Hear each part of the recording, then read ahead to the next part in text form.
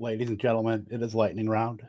My name is Arthur Smith, and we will put our three players up against anybody else's 53-man roster on Better Sports Network, on Fantasy Alarm. Alien Cooper, as I'm reading your name, I know you got a job to do, but how are we doing this evening? Greetings, Arthur. Arthur, how do you feel about fantasy football? Yeah, we're not going to be worried about fantasy football right now. We're not trying to placate and cater to their whims. We've got a roster. We got a big game against Minnesota coming up, so we're not going to be worried about that. We're not going to be worried about fantasy football. They don't drive the ship here. All 53 men, all the staff here, they drive the ship. I love that he was like, if I have to give 1 million carries to Tyler Algier to shut you guys up, I will. Right? Yeah, I did yell across the sideline to Braves, like, CP's getting this carry right here. Right. So. Yeah. Unbelievable, dude. Unbelievable. Yeah. So did you actually get a Falcons backdrop or is that green screen? Screen. They just sell those? No, I photoshopped that. That's awesome, dude. Not only that, I shaved my face for the first time in a decade. Kept the mustache. I've never done this. It's a little scary, but full commitment. Dude, I've been thinking about shaving my face. What's it like, dude? Does it feel weird?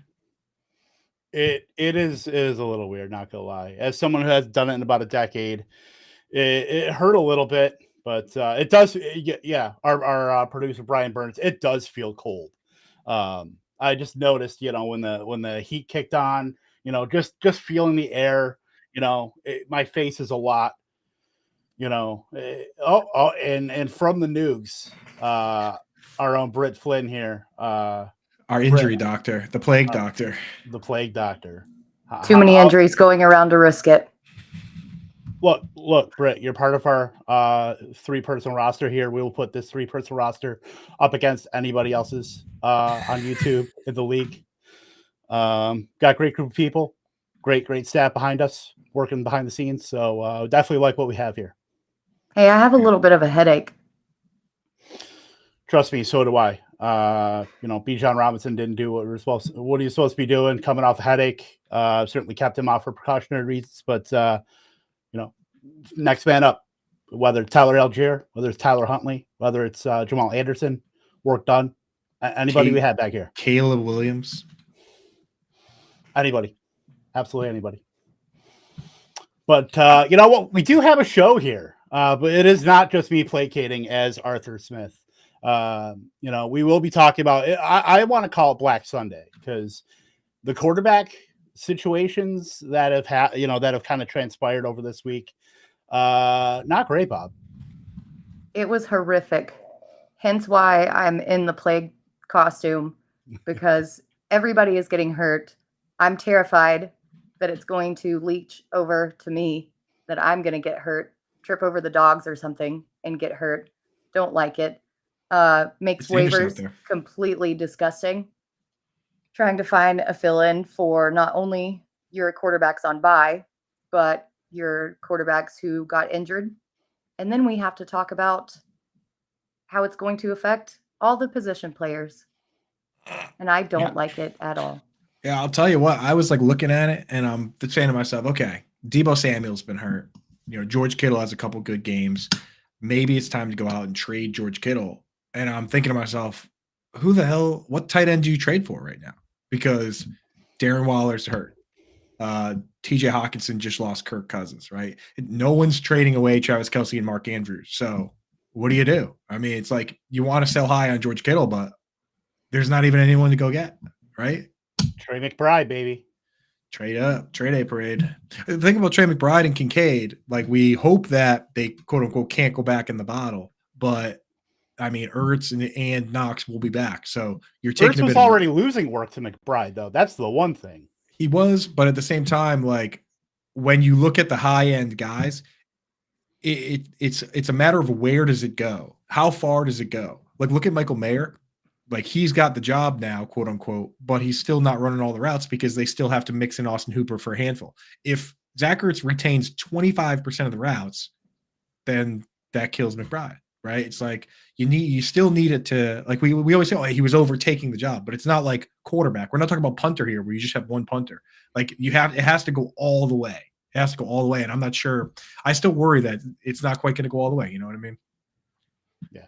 Yeah. If anybody knows about playing old veterans above guys that should be playing, it's me. So Arthur Smith. Please explain yourself why Cordero Patterson is getting snaps.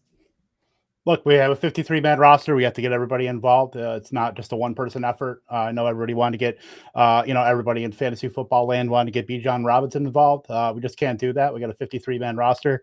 Next man up, whether it's CP, whether it's Tyler Algier, whether it's Caleb Huntley, whether it's Work Done, whether it's, Mike Rozier, anybody. Throw them back there. We're going to get the job done with our run game, with our offensive line. Arthur Smith, dude. Unbelievable. Seller says you got to get Taysom Hill. Taysom Hill, honestly, I included him in the rankings. I moved him up a little bit because, he ran 37 routes, 44 routes, the games that Juwan Johnson was out. But this week, Juwan Johnson came back.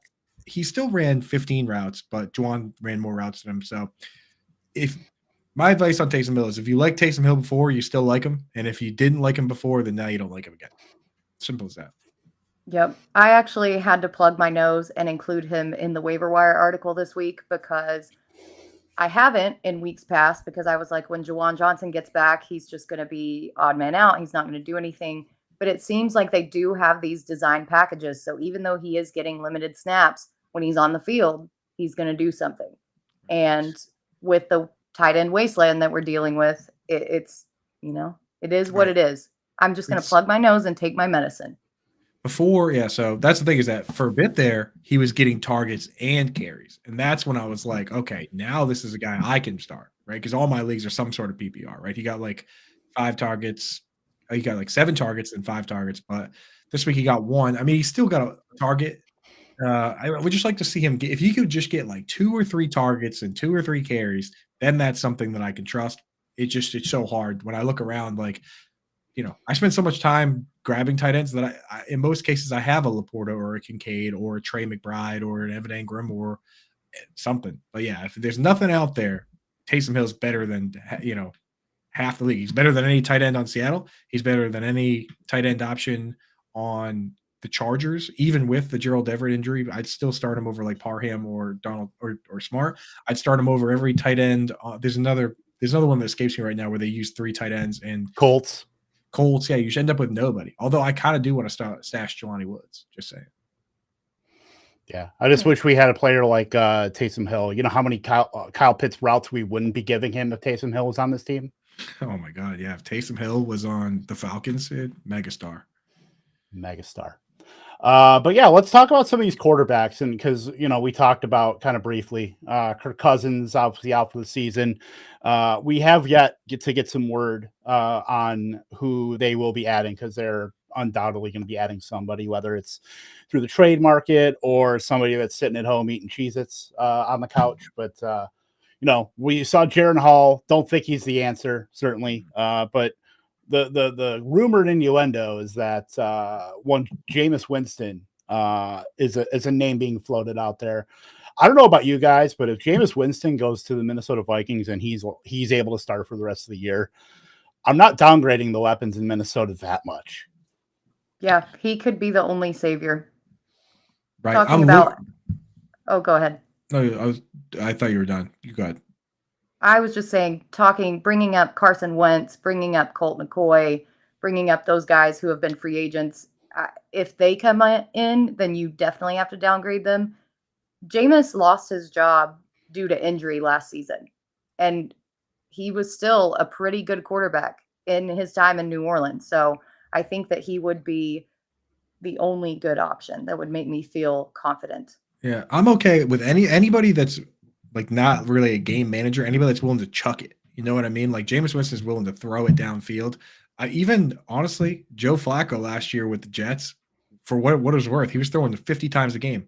Like whenever I look at Ryan Fitzpatrick, when he used to come in and jump on teams, he had no fear. He wasn't going in and playing timid and being a game manager. Whereas there's a lot of guys that I worry that's what they would be. You mentioned Colt McCoy, probably a perfect example, right? Or a guy like Matt Ryan, like he's very conservative. Kirk Cousins, what we loved about him is that they would call a pass play and he would throw it. Like some of these guys, you look at Sam Howell, they call a ton of pass plays. He only throws it like 83% of the time. He's scrambling around, he's throwing it away, he's taking more sacks than anybody in the league. Kirk Cousins, say what you will, they would call a pass play, he'd throw it every single time.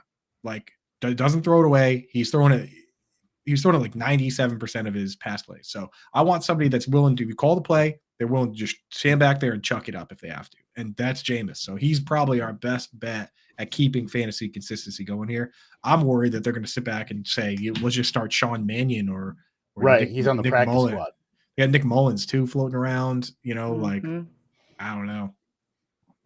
Scary times. It really is. I mean, on this All Hallows Eve here, it is pretty scary. And then we've got not only that, but Matthew Stafford, what is it, a torn UCL or at least a sprained UCL in his thumb, likely going to miss the next couple weeks, I'd say at least. So that's going to be pretty dicey here. Brett Rippon came in for him. They're in the market as well. I have seen Carson Wentz kind of bandied about there, but that's going to be very dicey for Cooper Kupp, Puka Nacua, no matter who's throwing the ball, because you probably got to downgrade them a full tier down to what wide receiver 2, wide receiver 3, almost no matter who is throwing them the ball. Hal brings up an interesting one, Andy Dalton, because you think he's conservative, but the one game he started this year, he threw like 60 times, right? Yeah. Yep. So I wouldn't be super opposed to that. I just hope that they I do want them to bring in a veteran rather than just going with Nick Mullins, Here comes Chase. Is that Chase Daniels music? Oh boy, that's the one, dude. Get him in. So what do you guys think about like Teddy Bridgewater? Teddy Bridgewater would be totally fine. Yeah, he's fine. I mean, compared to the options that are out there, like he's probably in the top tier. He doesn't. The one thing is he really doesn't take a lot of shots downfield, though. No. Yeah, very low ADOT guy. Be good for that'd be good. That'd be good for Hawk. Yeah. Right. Is a guy that can execute the offense. Like he's the guy you want. Yeah. We're not going to talk about. Sorry. Go ahead, Britt. I was just going to say, I also heard on Matthew Stafford, so that it was he was day to day because it was only a sprain and not a complete tear, and that it was just a mild sprain. So the ligament's not torn, that it's just stretched and swollen. So he could potentially be back this week instead of Brett Rippon. But even then, what have the Rams done over the past 2 weeks? Like nothing. You know what's interesting with the Rams is in that situation is they reached out to John Walford. Do you guys see that? Yeah, and he was on the Tampa's practice squad. He said no. Yeah, he said, and at the time we thought he was actually just going to stay on the practice squad, but now the Bucs are apparently going to elevate him to the 53-man roster to protect him from both the Vikings and the Rams. So that's smart. There you go. Yeah. Yeah. We are not going to be talking about the Atlanta Falcons quarterback situation, although I will say Desmond Ridder was cleared from concussion protocol. We wanted to just kind of protect him out there and give Taylor the rest of the game to get some good reps in. But I will be announcing who is the starting quarterback on our game against Minnesota tomorrow. So be on the lookout for my press conference. There you go, dude. These coaches, dude, I believe that about as much as if he had said nothing at all, because we've already seen this week a situation where a team said that they were going to start a certain quarterback and they've already taken that back with the Arizona Cardinals, right? They said we're starting Joshua Dobbs. They changed their tune. I want to talk about that. What is it? Somebody said that, and I'm not sure if this is a direct quote from him or not, but somebody said that he watched the film and actually decided that that Dobbs needed to be benched. I saw that too. Very strange that, first of all, that's what happened. And second of all, that he would say that to a reporter or to anybody. I find that hard to believe that he would come out and say, oh, by the way, it's because of the film, especially in a situation where you have multiple teams now that are willing to trade for quarterbacks. Why would you come out and say, hey, by the way, just in case anybody was thinking about trading for this player, I watched the film. This guy sucks. Don't you have quality control coaches to do that for you? Why is it Jonathan Gannon's job to be film grinder, like Dynasty Fantasy Football Bro? Defensive coordinator Former defensive coach Jonathan Gannon just deciding that he's going to watch the film and bench a quarterback. I don't know, man. But I'll tell you what, if that quote is true, that's the stupidest thing you could say in a market where you have to protect John Wolford from teams. You're gonna destroy the value of your current starting quarterback. Way to go, dude. Very nice. 2 thumbs up. I mean, this is the guy that says pew pew pew pew pew. So I mean, I don't put it past him. Yeah, criminal, dude. Absolutely. And then I want to go into also, God, that Giants game, Giants Jets, was a cure for insomnia. Like the fact that Tyrod Taylor got hurt, Tommy DeVito of Syracuse fame came in to score a touchdown on the ground and then literally hand the ball off to Saquon Barkley like a billion times. I think he had 36 rushing attempts when all was said and done. But I mean, Taylor might be, or Daniel Jones might be back, but that's still like that whole game. Like, no, absolutely not. That was not it. They threw for 7 yards. Yeah, it was had horrific. 10 air yards as a team. Like that's. Carolina had a game where I believe they were like negative 18 air yards last year, that's the lowest that I've seen. But still, 10 air yards is like you threw the ball a combined 30 feet. Like Kendall Hinton threw for more air yards. For real. It's wild times here. Kenny Pickett left the game with a rib injury. Mitch Trubisky played the rest of the game. They got a short turnaround to Thursday Night Football, which we will be building a showdown lineup. I have to recuse myself from that because, I'm Arthur Smith. I don't want to be, getting in bed with the DFS and all that stuff. No, I think it'd be all right for this one. Think so? Yeah, I think it'll be fine. I think even you don't know who you're going to play on Thursday, so I think it's pretty fair to let you do a DFS lineup. I think you have a point there. Yeah, so Kenny Pickett, I mean, like, this is the one where I look at it, and I truly think that how much of a downgrade is this? I mean, there are certain situations, like with Anthony Richardson to Gardner Minshew, in terms of quarterback play, it's a downgrade because of the mobility, but for passing purposes, Minshew, I think, has been just fine. Whereas, Anthony Richardson, we didn't know what we were going to get. In this case, I think it's fairly lateral, to be honest. Like, I know long-term Kenny Pickett has more upside, and he's obviously the younger player, and we're rooting for him. But I don't know if Mitch Trubisky is that much worse than Kenny Pickett. I don't think Kenny Pickett's this year, right, as of right now, is all that good. So I don't know. What do you guys think? Kenny Pickett. It's about where I'm at. I'm not. Kenny Pickett really hasn't inspired a lot of confidence in me to not that I really have him to be able to go starter or anything like that, but we know Deontay Johnson being back certainly helps things. I mean, the fact that, by the way, Deontay Johnson running more downfield routes was not something I had in my bingo card. I thought George Pickens was just ticketed for a massive day, and that didn't really materialize. It was literally Deontay Johnson and the rest. So, but Trubisky going in there, not much of a downgrade, but do you really want either at this point? I mean, jury's kind of out on both. Well, at least Trubisky has rushing upside. Kenny Pickett has no upside whatsoever. It might hurt your fantasy options, like the pass catchers, but Pickett hasn't scored over 15 points except in one game this season. And he's had games of 4.5, not when he wasn't injured. Like it just, his floor is, there's no upside whatsoever with Pickett. Right. I mean, it's almost like Mac Jones and Bailey Zappi, where I just say, who cares? Right. It's like, it doesn't matter. It really doesn't matter. And as to Britt's point, Bailey Zappi is a little more fun to watch. I think Trubisky might be more fun to watch, even if the outcomes end up being worse. More turnovers, more sacks, fumbles, interceptions. At least it's a little more fun. Like he's a little more he scoots around a little more. So same thing with Zappi. Like, I don't know if Zappi's better than Mac Jones, but Mac Jones is just so conservative, right? It's just, at least it's more fun to watch. Right. And I do see, by the way, we did get a question here from Twitch Gang here. Got Aaron Jones, Mostert, Jacobs, and DeAndre Swift, but in desperate need for a wide receiver 1-2. Any thought on who I can trade for what? maybe.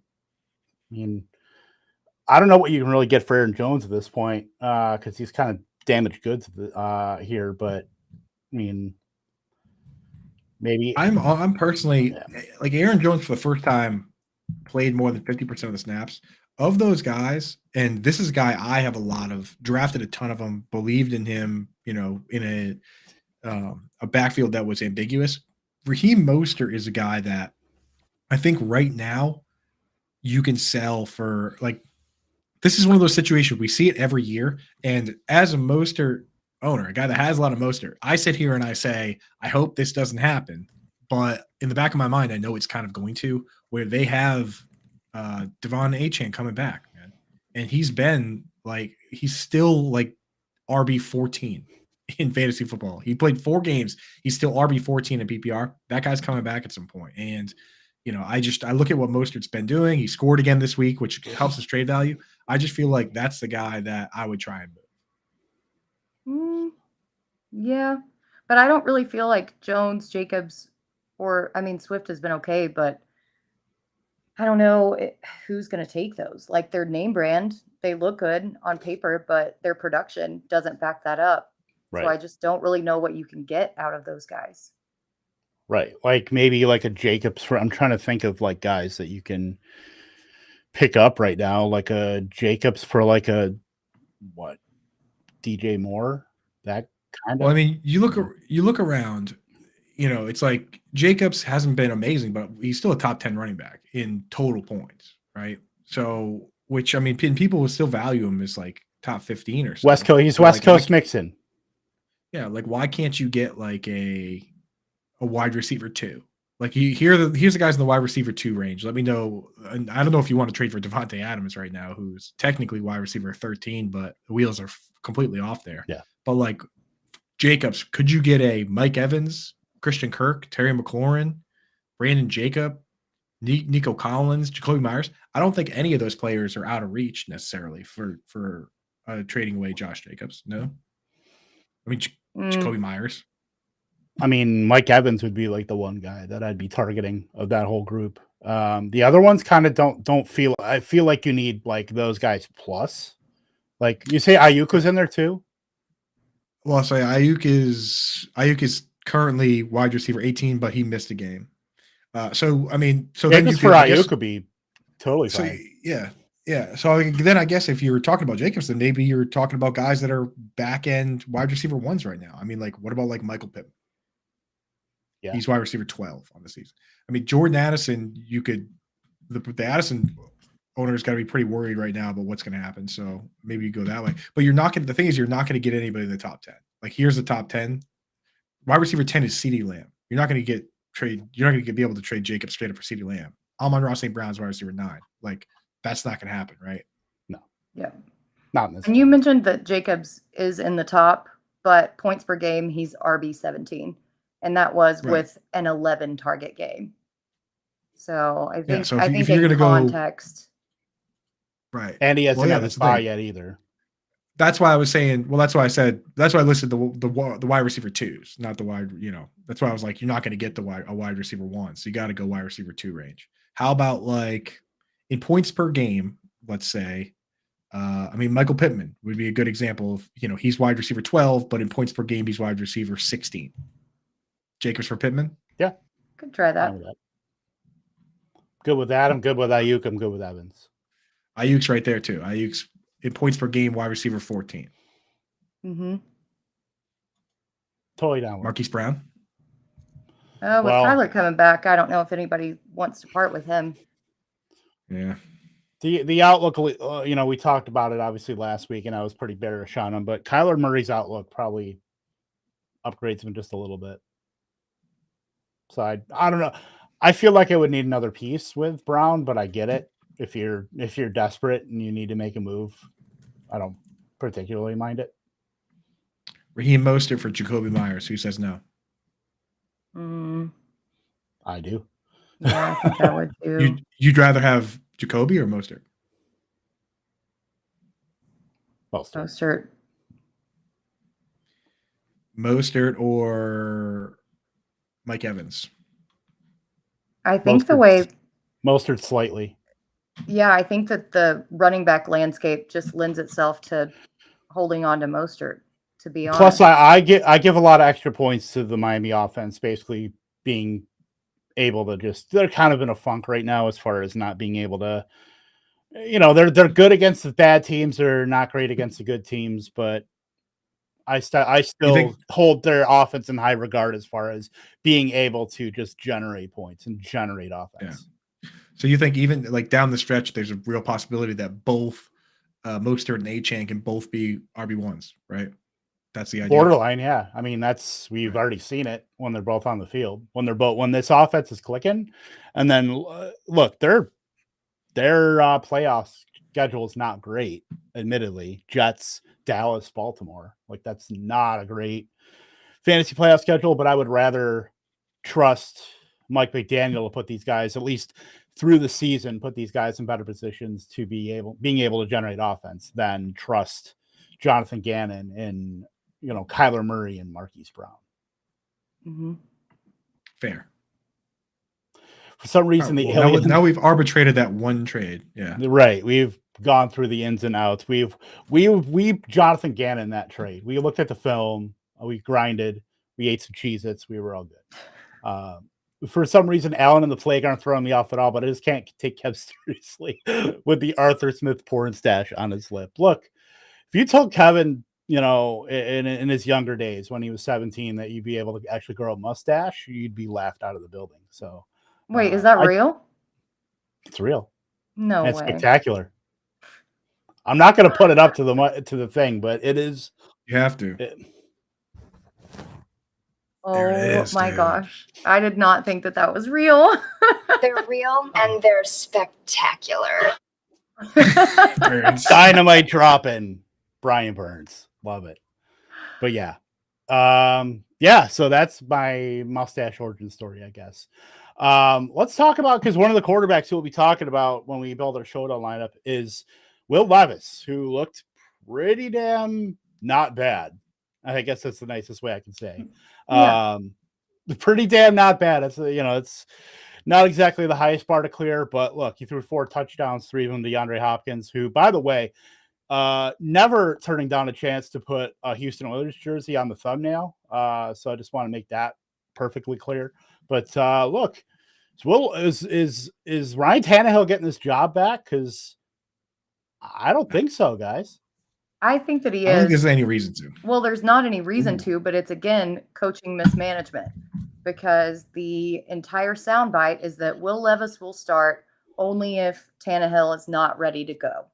So it still seems like they're committed to him, as dumb as that is. And I will also say, and pour a little bit of water on the Will Levis fire, that Marcus Mariota also began his career with 4 touchdowns and no interceptions. And we know how that turned out. So I think this might have just been a case of nobody having film on Levis in the system, and they didn't really know how to plan for it. I don't think that Levis is the answer, or he would already be starting over Tannehill with as piss poor as his performance has been so far this season. Yeah. Well, I will say this. Will Levis is a guy that we kind of comped to Jay Cutler as like big arm, bad decisions, bad mechanics need to be polished. That's exactly what I saw this weekend. I saw Jay Cutler throwing off his back foot, right? And he was getting away with it. DeAndre Hopkins was getting behind everybody. He had a couple throws that were dropped. He also had a couple throws that should have been interceptions. So what I will say for Will Levis is, am I going to pick him up in my single QB leagues and potentially start him? Probably not, unless things are really ugly and I just need to, try for anything. But I think Will Levis is more fun for fantasy football. Like, this guy is willing to let it fly, clearly. I wouldn't be surprised if he came out on Thursday and threw 3 touchdown passes. I wouldn't be surprised if he came out on Thursday and threw 5 interceptions, right? But at least it's something that he's shaking things up. I mean, DeAndre Hopkins had 0 touchdowns coming into this week, scored 3. And anyone that watched the game knows this guy has an absolute cannon of an arm, right? Yeah. I mean, for the rest of the year, even if Tannehill's starting, if they're in a Hail Mary situation, this guy's the guy throwing it, right? Mm-hmm. Yep. Like Will Levis was, if you guys have seen Pleasantville, like Ryan Tannehill is like the black and white, and then Will Levis is when they finally can see in color. That's pretty much what Will Levis is at this point, where maybe he makes something out of some of the ancillary guys if he's able to chuck the ball up. Traylon Burks, little action there, maybe. Who says no? I'm trying. It's the best I can do. I will not, as Arthur Smith, I will not dive into the Marcus Mariota. He was a great player for our team, when he was here. But we have the guys in our roster right now that we are preparing for a game for Minnesota for. Coach, can we ask you how Bijan Robinson will be used in this game? He's going to be used like any of the other running backs that we have on our roster. He's a member of this team, and he's going to be used as such. We have 3 great running backs on our team. We're very fortunate to have those guys, Bijan Robinson, Algier, and CP. And it's going to be a hard fought. Minnesota has a great stable of running backs as well. So we got to go kind of toe to toe with them. But Bijan is definitely part of our game plan, and we have to roll with the punches. It's going to be a tough game versus the Vikings. Oh my gosh. We do have a question in the chat for Coach Smith. Why do you hate Kyle Pitts? I do not hate Kyle Pitts. He's a very, very value member of our team here. Certainly gets involved with our offensive game plan. We got a lot of guys that we do want to get the ball to as well. Of course, Drake London, Johnny Smith, Michael Pruitt. Van Jefferson is a massive, massive part of our team, of course. Kadero Hodge, we want to make sure we get the ball to him in space as much as we can. We want to shout out Frank Darby on our practice squad, I'm sure. I'm not sure if he's still on our practice squad, but if he is, he's a huge, huge part of our team. So everybody is a huge part of our team. Just want to make that very clear. I will say this, Plague Doctor, do we have any update on the Drake London injury? Because with Drake London out, Van Jefferson did lead the team in routes run. I still have not heard anything about London. And I've been watching that very closely because Hodge was in my waiver wire article. And so I've been watching to make updates if appropriate. So far, haven't heard anything. Yeah. In typical Arthur Smith fashion. Yeah, of course. Yeah, he won't tell us anything. So I don't know if he's out. I was looking at it, and Matt Collins clearly on the back burner. It's either going to be Hodge or Van Jefferson, but I do like that Van Jefferson ran 34 routes. It's not too bad. Mm-hmm. Yep. Yeah, we love getting our guys out there for a lot of exercise. Van Jefferson's certainly one of them. Kadero Hodge, Matt Collins. I don't know if you know this about Matt Collins, but he doesn't like wear shoes. But we do make him wear shoes on the field. So that is very important for the lower body health. We want to make sure that Matt Collins is wearing shoes on game day, and we certainly do that. He did come out with one cleat. That's why we have kind of scaled him back in our offensive game plan to Van Jefferson, who we are just going to feature as the number 1 guy at wide receiver if Drake London is not available to go. But still early in the week. Got a great game against Minnesota. They have a tremendous, tremendous group of pass catchers. A lot of questions coming in for Coach here. Here's another one. Coach Smith, if you have the chance, will you draft Caleb Williams to be Ritter's backup? Guys, come on. I know you've got a job to do. Look, I got a job I got to do too. We're not in the business. I know this better than a lot of people. We're not in the business of talking about players that aren't on our team. We want the guys that are in the building. Desmond Ridder, Taylor Heineke. We're going to be talking about those guys. We're not going to be talking about guys that aren't on our team. Come on. We know better than this. I know, Dustin, I know you got a job to do. I understand that. I get it. I have a job to do as well. I should fire you and burn down your friggin' house. It burns. Here's another one for Coach. Coach, if you could only start one candy bar this Halloween, which one would it be? Plain Hershey's chocolate. Just candy corn. We don't allow candy corn in our house. Plain Hershey's chocolate. Britt, what candy? What candy would you start if you could only start one? It's between Snickers and Reese's peanut butter cups. There's not a start. They're both going to have a role in this offense. Yeah, I'll tell you what, dude. Reese's are pretty good too. With Reese's, man, like you forget. Every time I have one, I forget how good it is until I take a bite, and then I'm like, "This is just delicious poison." Yeah. Shout out to there's one candy out there with one huge red flag holding it back. But I will say this: one of the tastiest candies is 100% Butterfinger. Butterfinger is a good candy, but it just absolutely obliterates your teeth.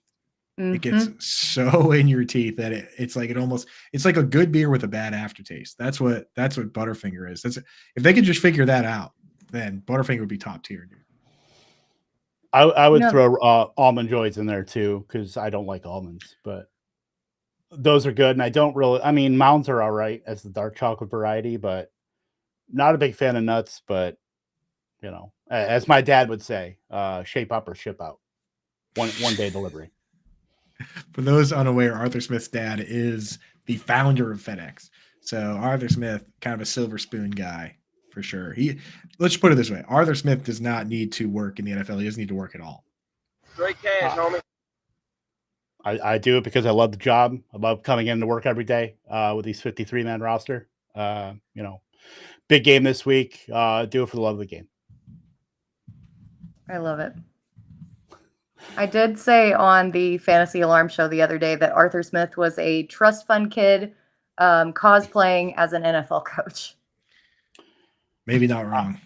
I may have $1 billion in my trust fund, but I do this because I love it. So, you know, I know, Britt, I know you get a job to do. I know you're, you know, hardworking journalist and fantasy football analyst, but, you know, we're just trying to keep this everything focused on the Minnesota game this week.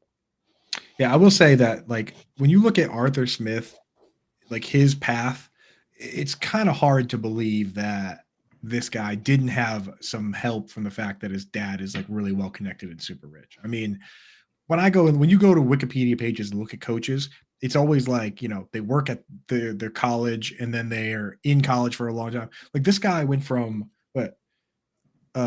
North Carolina. This is his coaching career. North Carolina, where he was at school, he was a graduate assistant while he was basically in school. And then the very next year, so that's 2006, very next year, he got a job as the defensive quality control coach for the Washington Redskins. Like, pretty big jump there, no? Yeah. Like, somebody just called in some favors. Somebody definitely has got some friends, dude. Just immediately to go straight from being a graduate assistant to working for an NFL team. And then, of course, then he did the quick trip to Ole Miss and then right into the Titans, right? So, like, this guy, I mean, I'm sure that was the game plan all along to be a coach or whatever, but I mean, that jump, I feel like, you know, that's a pretty big jump right out of college, right? Yep. That's huge. Oh, guys. What's up? Cardinals are sending Josh Dobbs to the Vikings. There it is. I knew it. I knew that was happening. Okay, we got some more spice to talk about here. Arthur, we have to prepare for facing Josh Dobbs. Yeah, we have to prepare for Josh Dobbs just like we prepare for everybody else on that team. He's certainly an accomplished quarterback in the first 6-7 games of his Cardinals career. He does head to Minnesota, so we will certainly prepare for him. We have a lot of tape. We're getting it directly from Jonathan Gannon, who I know is a noted film grinder. So we will be making sure that we get the best possible all-22 film on Josh Dobbs as we go and play the Minnesota Vikings. Very good pickup for the Vikings. I'm loving that. That's great news. So, and that's huge for folks in Superflex dynasty, like Superflex leagues. Like, hey, Josh Dobbs, the dream is still alive, dude. I mean, upgrade, in fact, right? Goes to a better offense, better team, better weapons. Does that downgrade Madison maybe a little bit? Because you know Dobbs' propensity to run the ball. He does, yeah. Maybe just slightly, but I mean, Addison, you're probably figuring he's more of a low-end wide receiver too anyway. As far as like volatility, consistency, etc. But you know, I don't see that being a massive downgrade from Kirk Cousins. I mean, obviously we want a Jameis Winston in there, but that's almost the next best thing to get Dobbs in there. Mm-hmm. At least he hasn't been sitting on the couch. Right. Yeah. Good call, Hal. Yeah. And I'll tell you this, like for Hawkinson, I mean, this guy just threw 14 targets to Trey McBride this week. So Hawk, back on the menu, baby. Let's go. Definitely good news for Hawkinson. And Sellers in the chat saying we called it. We were literally talking about this last night. As soon as news broke that the flip happened, that Gannon was like, well, actually, Dobbs isn't going to start. It's going to be Murray. And I was like, could you be any more transparent about trading away Dobbs? Because this is exactly what's happening. I was cooking dinner and I was cutting up stuff. And I was like, Dobbs to the Vikings, Dobbs to the Vikings. Da, da, da, da, da. There we go. It happened. Yeah. Quessy's cooking too. What did he trade for? What was the trade? Was it like just a conditional 7th or something? Or They did not elaborate. It just agreed says, to terms. It just said, per Ian Rappaport, the Cardinals are sending Josh Dobbs to the Vikings. And that was the only news that we got. Awesome. There you go. All right. Well, let's find out what that's for. I'm sure it's nothing crazy, but yeah, dude, Dobbs back on the menu, man. There we go. Got a lot to prepare for in our game against Minnesota this week. That's right. Caden, the Colts fan, do I move AJB for Kupp and Laporta? Tight end is Logan Thomas. Don't know if I'd be moving even for Kupp and Laporta. Don't know if I'd be moving AJ Brown in this economy the way he's going right now. In the 2v2, I know it's a tough 2v2 where I'd probably rather have Kupp or Laporta. I don't think you're losing that much with Logan Thomas, just based on how much the Commanders' offense is throwing the ball.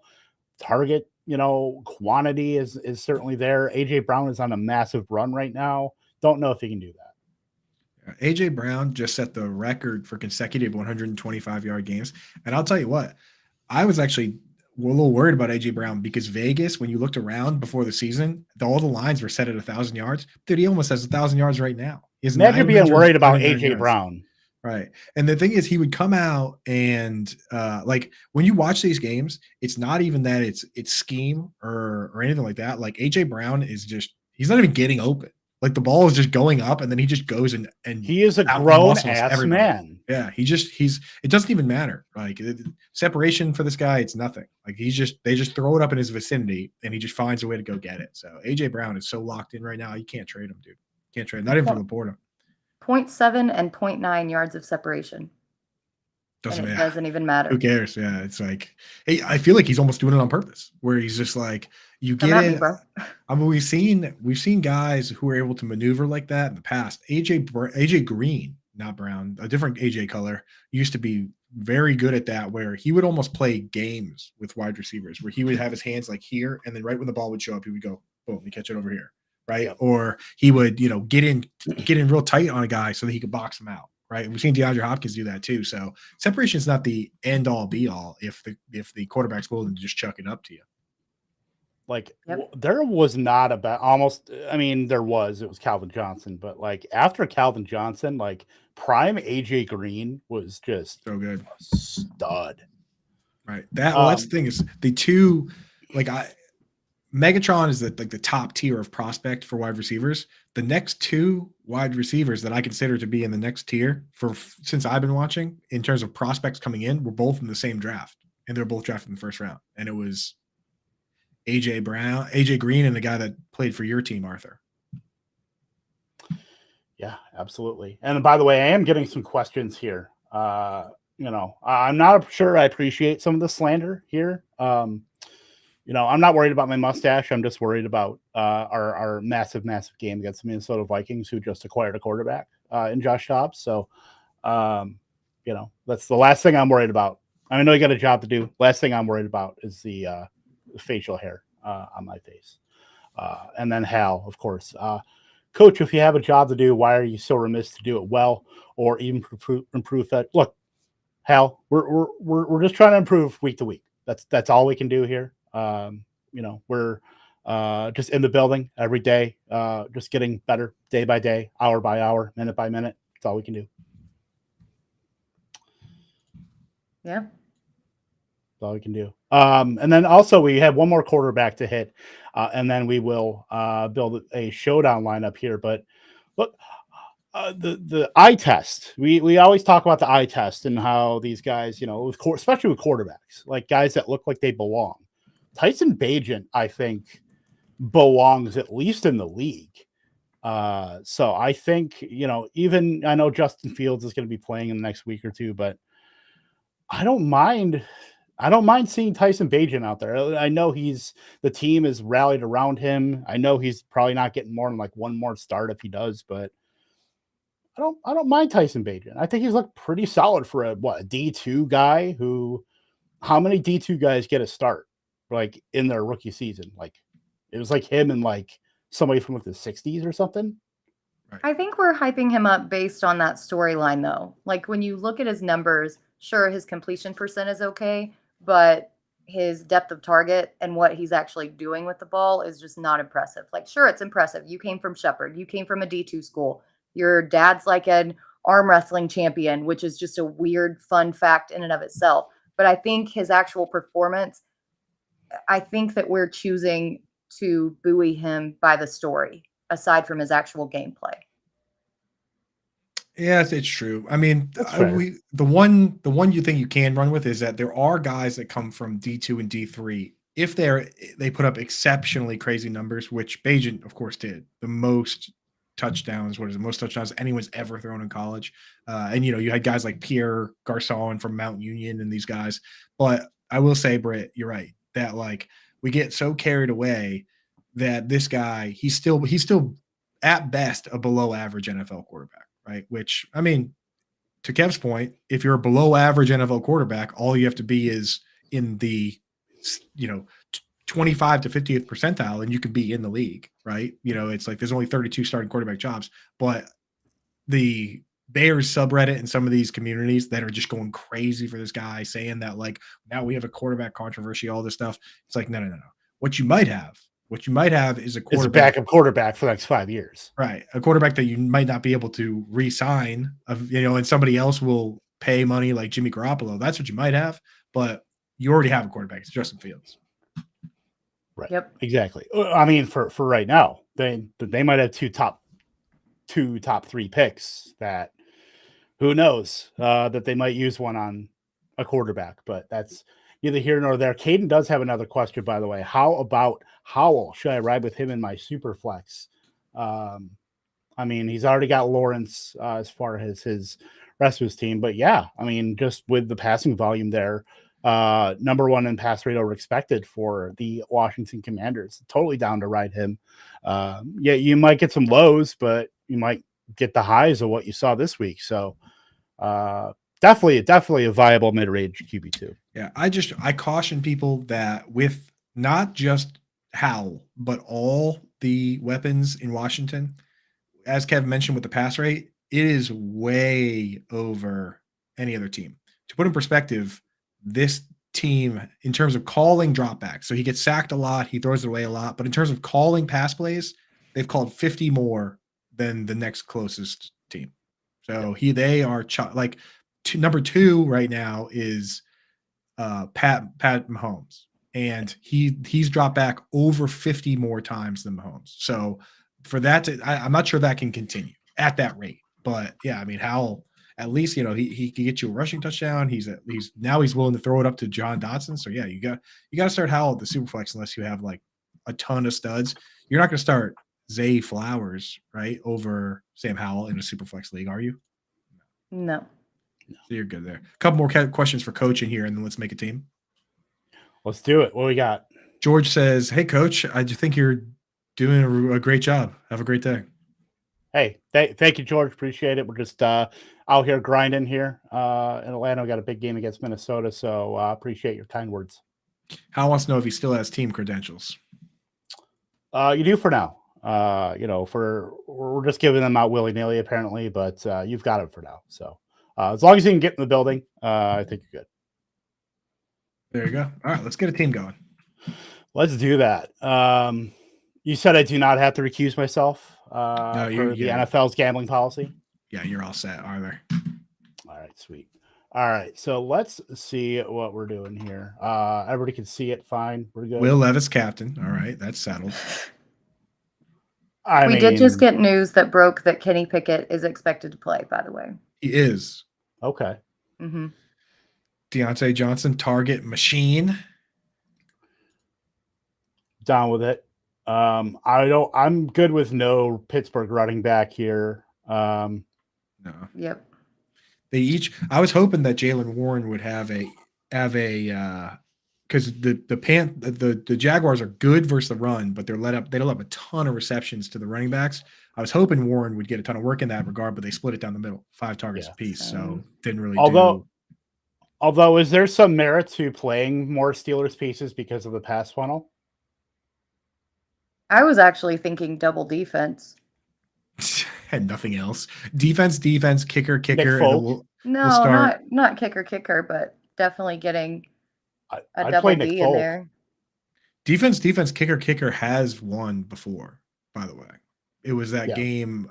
We're hoping for like a 10-3 game. Yeah. What was that Colts game with no touchdowns? The Colts Broncos. Yeah. Where they're leaving with like 7 minutes left. I think the team that won was kicker, defense for that one. Okay, also we got some more news on the Vikings quarterback situation. Kevin O'Connell says on SiriusXM that the team is preparing Jaren Hall to start this week. Says it's possible that Josh Dobbs can be ready to play. So a whole lot of nothing we got with that. Kill the messenger. Change it, Britt. I'm just glad the heat is off me. So we can go out and prepare for Jaren Hall, like we prepare for every quarterback that we face. Yeah. Okay. Then let's start with our ringer here. These are the ringer level options, I think, for price wise. Connor Hayward is running some routes. He's absolutely he needs a touchdown. Chikakonkwo got open, dropped a play that was guaranteed 40-50 yards last week. And also Treylon Burks took his job back from Nick Westbrook-Akine. He didn't run as many routes as DeAndre Hopkins, but he ran the second most routes on the team. It's clear that he is the second wide receiver in town. Didn't really do anything, but that could mean that people are off him. And with his play, like with the amount he's playing, it's entirely possible, I would say. Not for captain, but like we got to mix in somebody at that price point. Those guys at least are playing. All three of those guys at least are playing a good chunk of snaps, and a touchdown is obviously within a range of outcomes. Yep. Are we going Hopkins as well? If we go Hopkins, we got to start Will Levis. Well, he's in the captain. Oh, we're doing it? Hell yeah, let's go. I was just joking, but yeah, let's do it. I'm fully on board, and I'm good with that. And then my only thing is Johnson versus Pickens as far as like ownership, because the slappies will just put in Deontay Johnson, seeing like if they're looking at the box score. But I mean, I do like Pickens over him as far as a play, just because I think he will be less owned, and he's only $400 more expensive. We're already saving a lot of salary. Why not both? Why not both? 3,400. That gets us into like Westbrook-Akine. It gets us Cam Hayward or Connor Hayward. I want to say Cam Hayward. Wait, who else do we have in there? The defense? I can't see what these things on. We have Levis, Deontay, Hopkins, Burks, Pickens with 3,400. Oh, we put in both of them. Oh, we put Burks in. Do we take Burks out? That gives us a defense and a cheap piece. Now let's start Burks. It's more fun to root for Burks. Right, Britt? Yeah. And then Hayward.